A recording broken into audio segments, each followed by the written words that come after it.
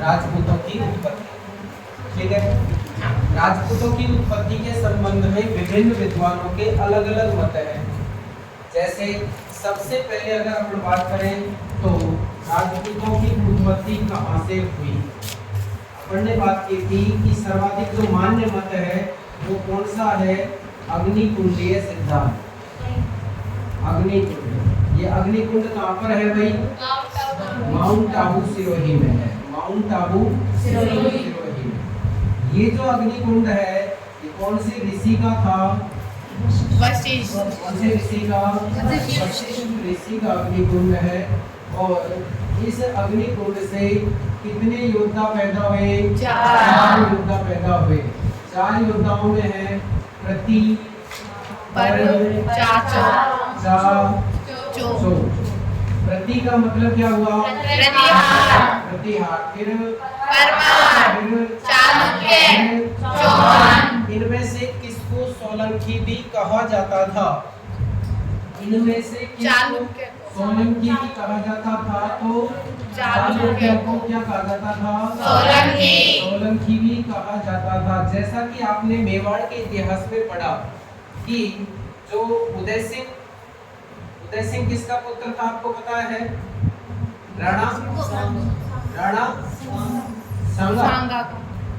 सांगा का सबसे छोटा पुत्र था क्या, और उदय सिंह का बेटा कौन था, महाराणा प्रताप। तो उदय सिंह के बारे में ही तो कहा था अपन ने कि अगर राणा सांगा और महाराणा प्रताप के बीच में उदय सिंह नहीं होते तो मेवाड़ का इतिहास सोने के पन्नों पर लिखा जाता। अब ये बताओ कि ये जो राणा सांगा है इसके पुत्र का नाम तो आपने पढ़ा क्या, उदय सिंह। उदय सिंह के पुत्र का नाम क्या था, महाराणा प्रताप। प्रताप के पुत्र का नाम क्या था, अमर सिंह। अब ये बताओ कि राणा सांगा के पिता का क्या नाम था, राणा सांगा के पिता का क्या नाम था,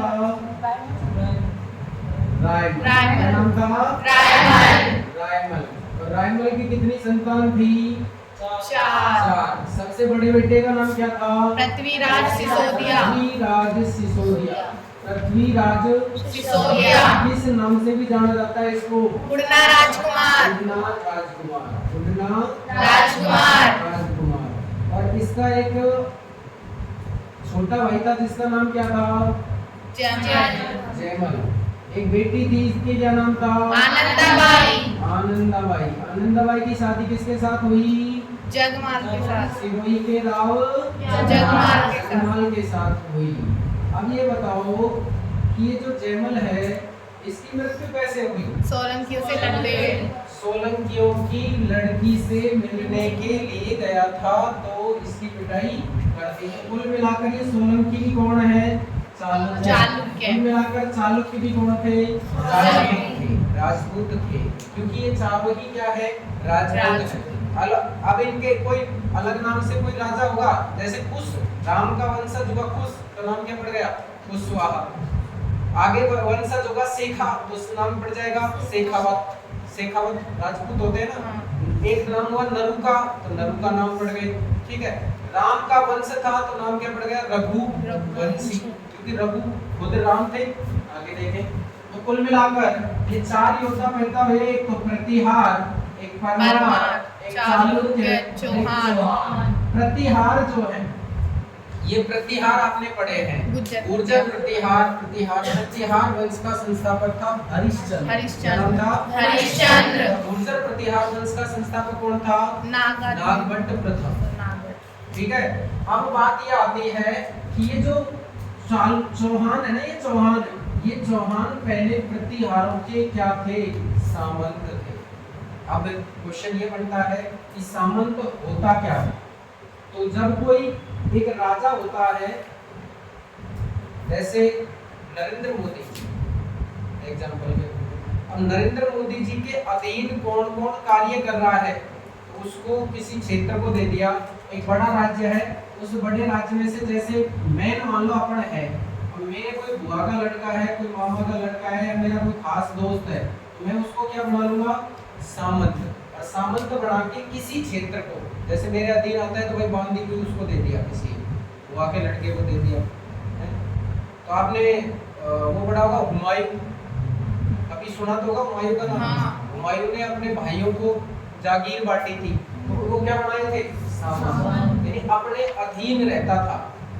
जैसे बांदीकुई क्षेत्र से कोई टैक्स आएगा तो वो टैक्स कहाँ पहुंचेगा? जयपुर, ठीक है। इधर से राजगढ़ हुआ, बसवा हुआ, तो ये क्या है? जागीर है। उन जागीर क्षेत्रों को किसी मामा के लड़के को, बुआ के लड़के को, या किसी अन्य किसी खास जानकार को जब दे देते हैं, वो क्या कहलाते हैं? उनके सामंत कहलाते हैं। कुल मिलाकर उनके अधीन रहना पड़ता है, उनके अधीन रहना पड़ता है। एक बड़े राजा के अधीन जब छोटे राजा या उसके भाई या कोई जानकार रहते हैं तो वो क्या कहलाते हैं? सामंत कहलाते हैं। मेरा कहने का मतलब फिर समझे आप, ये जो चौहान शासक प्रारंभ में थे, तो चौहान प्रारंभ में प्रतिहारों के क्या थे? सामंत थे। चौहान प्रारंभ में प्रतिहारों के सामंत थे। लेकिन जब आप वासुदेव चौहान पढ़ रहे हैं, वासुदेव चौहान के बाद में एक राजा आएगा जिसका नाम है गुवक प्रथम। क्या नाम आएगा? गुवक प्रथम। तो गुवक प्रथम चौहानों से पहले तो क्या करता है? चौहान वो प्रतिहार राजा था नागभट्ट प्रथम, उस नागभट्ट प्रथम से वैवाहिक संबंध स्थापित करता है। लेकिन बाद में वही गुवक प्रथम ही प्रतिहारों की सामंत बनने से क्या कर देता है? इनकार कर देता है। आगे देखिए एक बार, सामंत शब्द समझ में आ गया क्या होगा? सामंत एक बड़े राजा के अधीन जब छोटे राजा या भाई रहते थे तो उसको सामंत कहते थे। अपन बात कर रहे थे चौहान साम्राज्य की। राजपूतों की उत्पत्ति के संबंध में एक मत पढ़ा हमने, कौन सा? अग्निकुंड। ये अग्निकुंडीय जो मत है, इसके बारे में हमें कहाँ से जानकारी मिलती है? पृथ्वीराज रासो। कहाँ से? पृथ्वीराज रासो। पृथ्वीराज रासो से जानकारी प्राप्त होती है। और पृथ्वीराज रासो के रचयिता आपको पता है कौन है? चंद्रवरदाई। चंद्रवरदाई। हालांकि इनकी एक कहानी अलग है, क्योंकि ये चौहान वंश में एक राजा प्रतापी होगा, सबसे महान प्रतापी राजा चौहान वंश का था पृथ्वीराज चौहान तृतीय।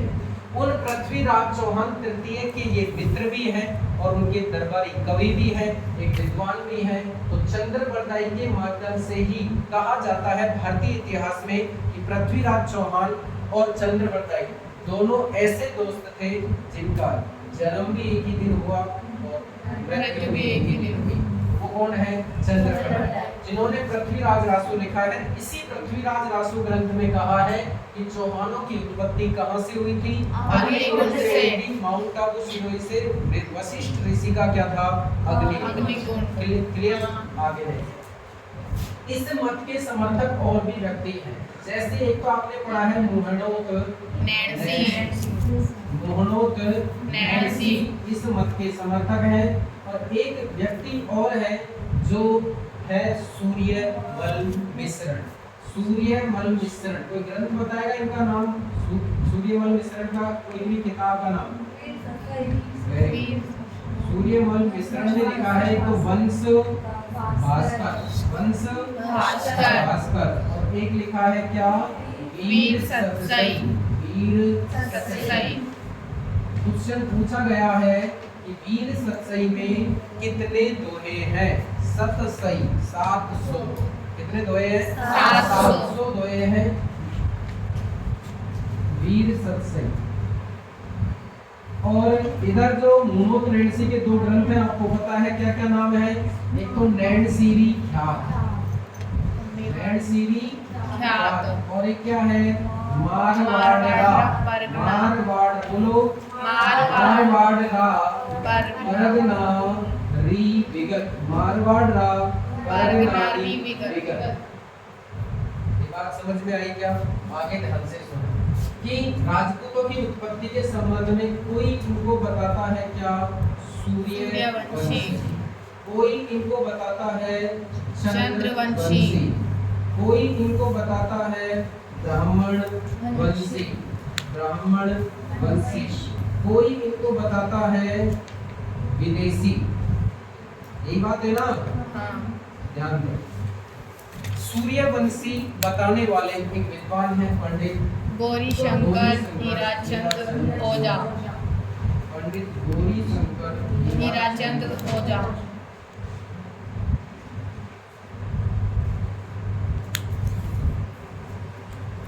इनके अलावा आपने एक कवि का नाम सुना होगा जयानक, कवि जयानक भट्ट,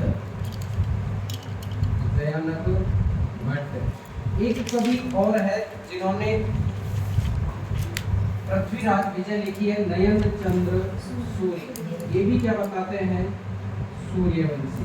हालांकि आपको चंद्रवंशी बताया होगा, लेकिन चंद्रवंशी के दो प्रमाण मिलते हैं खास तौर से, विशेष रूप से अभिलेखों में। चंद्रवंशी के दो प्रमाणों में एक तो आपको याद रखना है आबू शिलालेख। कौन सा? आबू शिलालेख। आबू शिलालेख। आबू शिलालेख कहाँ पर है ये बताइए आपको? माउंट आबू। एक और प्राचीन शिलालेख है जिसका नाम है हासी। कौन सा शिलालेख? हासी। हासी शिलालेख में भी चौहानों को या राजपूतों को क्या बताया है? चंद्रवंशी बताया है। आपको पता है ब्राह्मण वंशी बताने का जो मत है वो किसने दिया था? ब्राह्मण वंशी बताते हैं एक तो doctor Dashrath Sharma, doctor Dashrath Sharma. Doctor Dashrath Sharma के पास क्या प्रमाण था जिसके आधार पर ये चौहानों को ब्राह्मण वंशी बता रहे थे? बताओ। डॉक्टर दशरथ शर्मा के पास ऐसा कौन सा प्रमाण था जिसके आधार पर इन्होंने चौहानों को या राजपूतों को ब्राह्मण वंशी बताया? बोलो बोलो बोलो। बिजोलिया शिलालेख। कौन सा शिलालेख? बिजोलिया शिलालेख। बिजोलिया शिलालेख। बिजोलिया शिलालेख।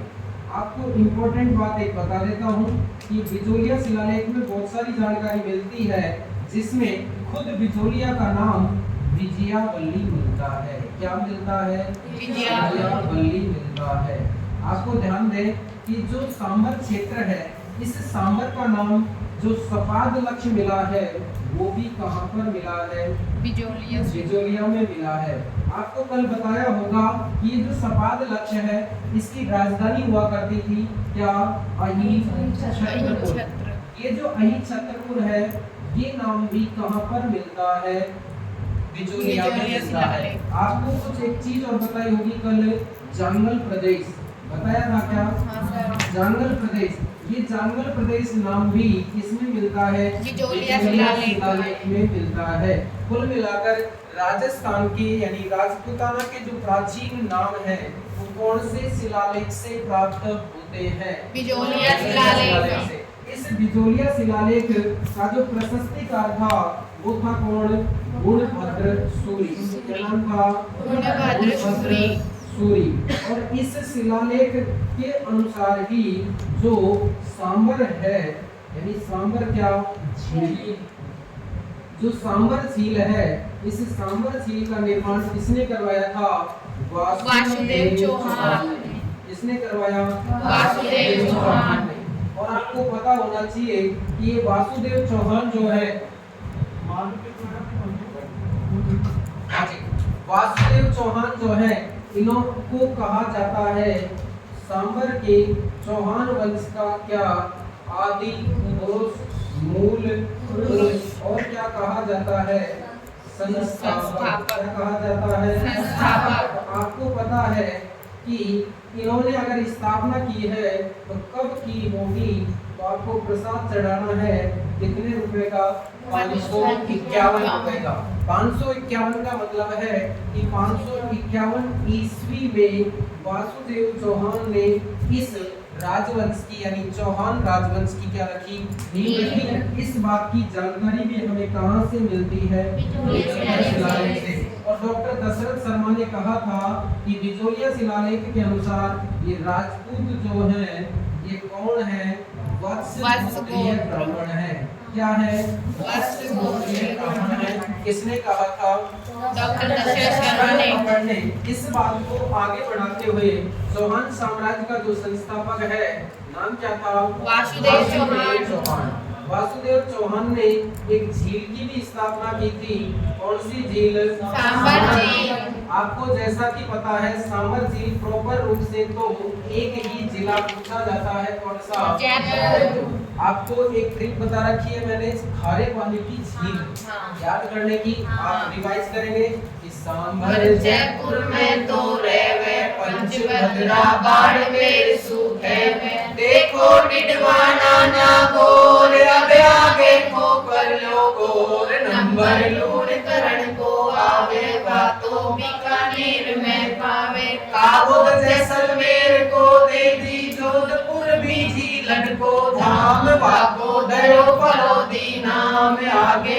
बात बताऊं न्यारी रेवा सासी कर को प्यारी ये तो झील बताई सब खारी। एक बात बता देता हूँ, ये सांबर झील न केवल जयपुर जिले में है, हालांकि अपन जब पढ़ते हैं तो उसको जयपुर में ही पढ़ते हैं, लेकिन ये जयपुर और नागौर दो जिलों में है।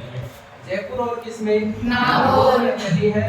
और नीचे इसके एक जिला टच कर रहा है और उस जिले का नाम है अजमेर। कौन सा? अजमेर। इस प्रकार सांबर झील से 3 जिलों की सीमा लगती है, जयपुर, अजमेर, अजमेर। लेकिन प्रॉपर रूप से ये जयपुर में है। इसका 30% भाग लगभग नागौर में।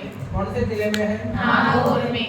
ध्यान दे, जब आप राजस्थान की अंतः प्रवाह की नदियां पढ़ेंगे, तो राजस्थान की अंतः प्रवाह की नदियां जब पढ़ेंगे तो इस सांबर झील में 4 नदियां आकर गिरती हैं। कितनी? 4। क्योंकि कोई भी नदी जब किसी सागर या महासागर में न जाकर किसी झील या किसी छोटी खाड़ी या स्थानीय क्षेत्र में विलुप्त हो जाती है, उस नदी को अंतः प्रवाही नदी कहते हैं। तो इस झील में 4 नदियों का पानी आता है। एक खारी नदी है, कौन सी नदी? खारी नदी।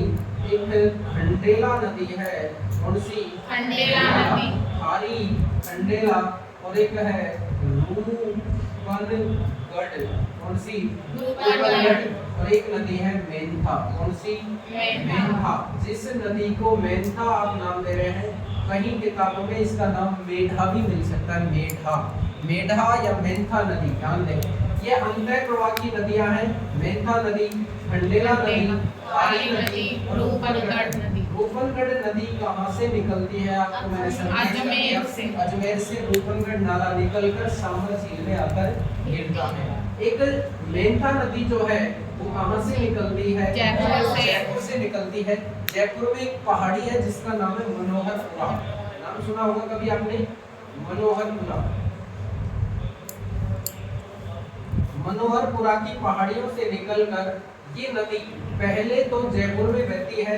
जयपुर के बाद ये नदी जाती है कहाँ पर?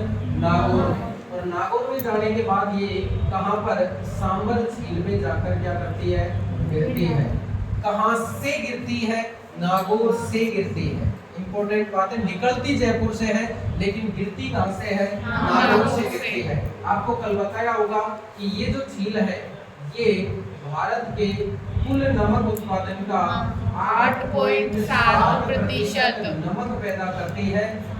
अंत इनलैंड झीलों में, इनलैंड का मतलब है, आपको पता होना चाहिए, भारत जो है वो चारों 3 तरफ से जल से घिरा है। जल से गिरा है तो समुद्र से गिरा है, समुद्र का पानी खारा है और समुद्र के नजदीक खारे पानी की जो झीलें हैं उनसे नमक पैदा होता है।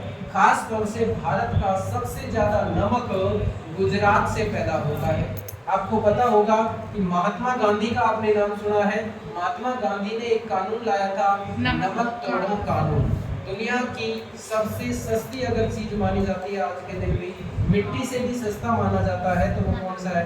नमक है। आपको पता है नमक एक ऐसी धातु के रूप में गिना जाता है जिसको चाहे कितना भी सस्ता हो जाए तब भी आदमी उतना ही खाएगा, चाहे कितना भी महंगा हो जाए तब भी उतना ही खाएगा। बोलो सही है क्या? सस्ता हो जाएगा और भी फ्री में मिलेगा तब भी उतना ही खाएगा, ज्यादा नहीं खाएगा, और पैसे में मिलेगा तब भी उतना ही खाएगा। कुल मिलाकर एक ऐसी धातु मानी जाती है, ऐसा खनिज माना जाता है, जो धातु नहीं बोलेंगे खनिज बोलेंगे, कि ऐसा खनिज जो कितना भी सस्ता हो जाए लेकिन उतना ही काम में लिया जाएगा, तो कौन सा है? नमक है। महात्मा गांधी ने एक पहले अंग्रेजों ने एकाधिकार कर लिया था नमक पर, क्योंकि लगता कुछ नहीं है और नमक को बेचते थे वो। तो महात्मा गांधी ने, आपको पता है, नवसारी नामक स्थान पर, कौन से स्थान पर? शायद आप पहली बार सुन रहे होंगे मेरे ख्याल से, फिर भी मैं बता देता हूँ। नवसारी नामक स्थान पर एक यात्रा निकाली महात्मा गांधी ने। उस यात्रा का नाम है दांडी यात्रा। ये तो नाम सुना है आपने, दांडी यात्रा। दांडी यात्रा कहाँ से शुरू की थी?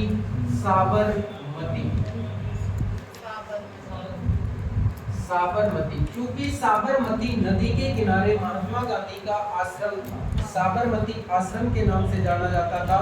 तो ये यात्रा शुरुआत की थी, कब की थी? 12 मार्च को। कब की थी? 12 मार्च को शुरू की। और ये नवसारी पहुंच जाते हैं कितने अप्रैल को? 5 अप्रैल 5 अप्रैल को मेरा बर्थडे है, तो उस दिन ये कहाँ पर पहुंच गए? नवसारी पहुंच गए। और दूसरे दिन सुबह प्रातः काल 6 बजे 6 अप्रैल को ये समुद्र के किनारे जाते हैं और नमक उठाकर, नमक कानून को तोड़कर ये एकाधिकार जो अंग्रेजों का था उसे खत्म कर देते हैं। और भारत का कोई भी व्यक्ति भी नमक बना सकता था। इसी यात्रा का नाम है दांडी मार्च या साबरमती आश्रम से जो यात्रा शुरू की है। बात समझ में आ गई? अब बात करते हैं आगे। ये जो झील है, इस झील के किनारे एक तो मैंने आपको मंदिर बताया है, क्या कोई नहीं बताया? ये देवयानी माता का मंदिर बताया होगा। देवयानी तीर्थ का संबंध राजस्थान की किस झील से है? सांबर झील से, क्योंकि इसे तीर्थों की क्या कहते हैं? नानी कहते हैं। तीर्थों की नानी। तो कहते हैं देवयानी को तीर्थों का मामा किसे कहते हैं? मचकुंड दौलपुर तीर्थों का मामा पुष्कर अजमेर को कहते हैं। किसको कहते हैं? पुष्कर अजमेर को कहते हैं। ध्यान दें कि एक चीज और बता देता हूँ आपको, ध्यान से सुने कि वासुदेव चौहान के बाद में एक राजा आएगा जिसका नाम है भुवक प्रथम, जिसने सीकर के हर्षनाथ मंदिर का निर्माण करवाया था। और भुवक प्रथम के बाद में एक राजा आएगा जिसका नाम है चंदन राज।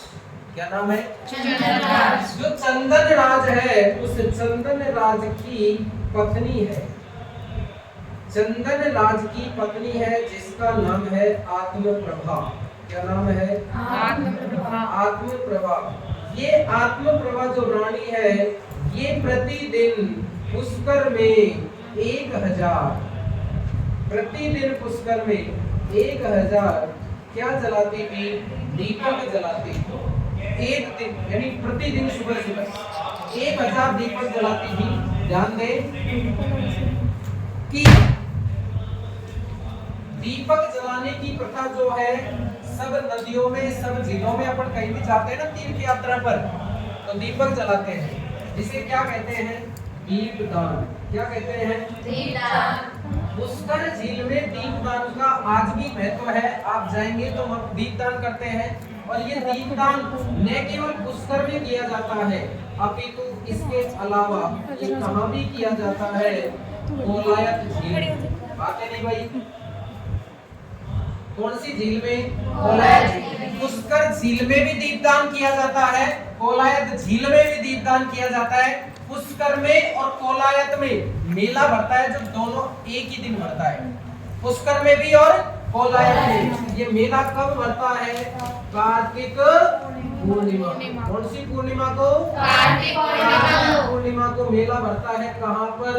पुष्कर अजमेर में और कोलायत झील बीकानेर में। कोलायत झील बीकानेर में जो है आपको पता है, यहाँ पर सांख्य दर्शन के प्रणेता, इसका सांख्य दर्शन के प्रणेता कौन है? कपिल मुनि। सांख्य दर्शन के प्रणेता है महर्षि कपिल मुनि। और कपिल मुनि का क्या है? आश्रम। कहाँ पर है? कोलायत झील बीकानेर में। ये कोलायत झील बीकानेर में जो है, इसे मरुस्थल का क्या कहते हैं? सुंदर मरु उद्यान। मरुस्थल का सुंदर मरु उद्यान की संज्ञा दी जाती है। किसको दी जाती है? आपने चूहों की लोक देवी का नाम सुना होगा। क्या नाम है? करणी माता। करणी माता के मंदिर में सफेद चूहे पाए जाते हैं। इन सफेद चूहों को काबा कहा जाता है। क्या कहा जाता है? काबा कहा जाता है। और आपको इम्पोर्टेंट बात एक बता दूं कि जो करणी माता है, इनका बचपन का नाम क्या था? रिद्धिबाई। क्या नाम था? रिद्धिबाई। करणी माता ने ही मेहरानगढ़ दुर्ग की नींव रखी। इसकी जोधपुर की स्थापना करणी माता के ही आशीर्वाद से हुई है।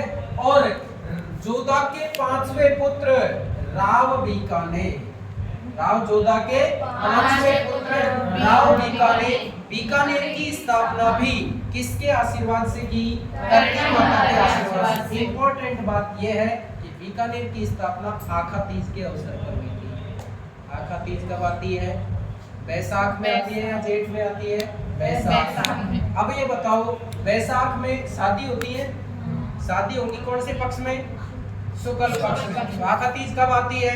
बैसाख शुक्ल तृतीया। तो बैसाख शुक्ल तृतीया को बीकानेर की स्थापना हुई थी, वो भी किसके आशीर्वाद से? करणी माता के आशीर्वाद से। अब कोलायत झील में करणी माता को हम क्यों लेकर आए? इसका एक कारण है कि करणी माता जो थी उनकी कोई संतान नहीं थी, तो उन्होंने अपनी बहन का एक पुत्र क्या लिया था? गोद लिया था।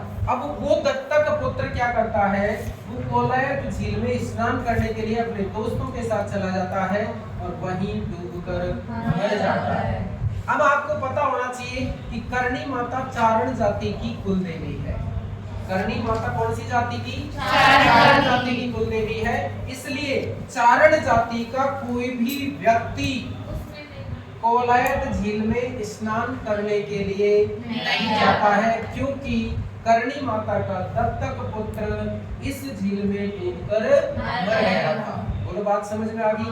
उतारो एक बार यहाँ तक, फिर बताते हैं।